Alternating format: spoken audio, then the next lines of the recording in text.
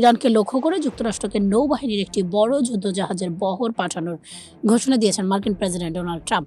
একই সঙ্গে ইরানও কড়া ভাষায় পাল্টা হুঁশিয়ারি দিয়েছেন। দুই দেশের এই বক্তব্য ও সামরিক প্রস্তুতির ঘোষণায় মধ্যপ্রাচ্যে উত্তেজনা আরও বেড়ে উঠেছে।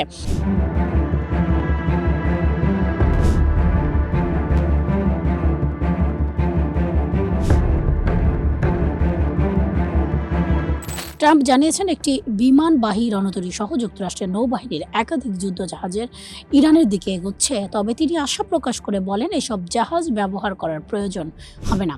সুইজারল্যান্ডের দাভোসে বিশ্ব অর্থনৈতিক ফোরামের সম্মেলন শেষে যুক্তরাষ্ট্রে ফেরার পথে এয়ারফোর্স ওয়ানে সাংবাদিকদের তিনি বলেন, সেদিকে আমাদের অনেক জাহাজ যাচ্ছে, শুধু যদি প্রয়োজন পড়ে। আমি চাই না কোনো ঘটনা ঘটুক, তবে আমরা তাদের ওপর কড়া নজর রাখছি। নাম প্রকাশে অনিচ্ছুক একটি মার্কিন কর্মকর্তা জানিয়েছেন, বিমান বাহিনী রণতরী ইউএসএস আব্রাহাম লিঙ্কন এবং কয়েকটি গাইডেড মিসাইল ধ্বংসকারী জাহাজ আগামী কয়েকদিনের মধ্যে মধ্যপ্রাচ্যে পৌঁছাতে পারে।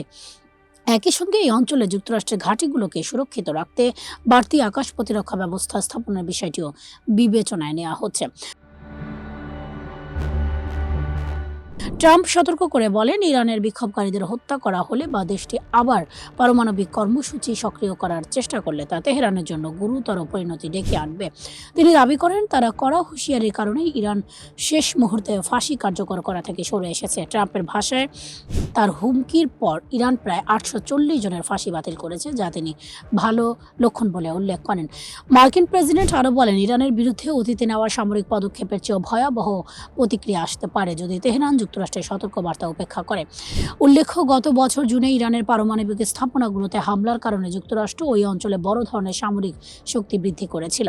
অন্যদিকে যুক্তরাষ্ট্রের এই ঘোষণা পাল্টা প্রতিক্রিয়া ইরানও কঠোর অবস্থান নিয়েছে। দেশটির বিপ্লবী গার্ড বাহিনীর কমান্ডার জেনারেল মোহাম্মদ পাকপুর ওয়াশিংটনকে সতর্ক করে বলেন, তাদের বাহিনীর আঙুল ট্রিগারে রয়েছে।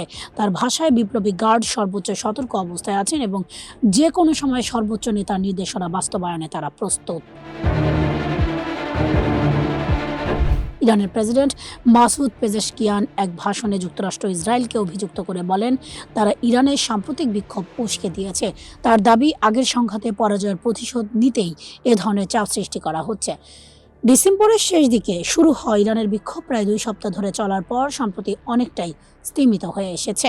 আন্দোলনকারীদের অভিযোগ, সরকারি দমন অভিযানে হাজার হাজার মানুষ নিহত হয়েছে এবং ইন্টারনেট ব্ল্যাক আউট আরোপ করা হয়েছিল। বিক্ষোভ কমে আসায় আপাতত সরাসরি সামরিক সংঘাতের সম্ভাবনা কিছুটা কমছে বলে মনে করেছেন বিশ্লেষকরা। তবে পাল্টাপাল্টি হুমকি ও সামরিক প্রস্তুতির ঘোষণা পরিস্থিতি এখনও অত্যন্ত সংবেদনশীল। বিশ্লেষকদের মতে, একদিকে যুক্তরাষ্ট্রের যুদ্ধজাহাজ মোতায়েন, অন্যদিকে ইরানের ট্রিগারে আঙুল রাখার ঘোষণা, এই দুই অবস্থান মধ্যপ্রাচ্যে নতুন করে অচল অবস্থা তৈরি করেছে। কূটনৈতিক পথ খোলা থাকলেও সামান্য ভুল হিসাব বড় সংঘাতের ঝুঁকি বাড়িয়ে দিতে পারে বলে সতর্ক করেছেন তারা।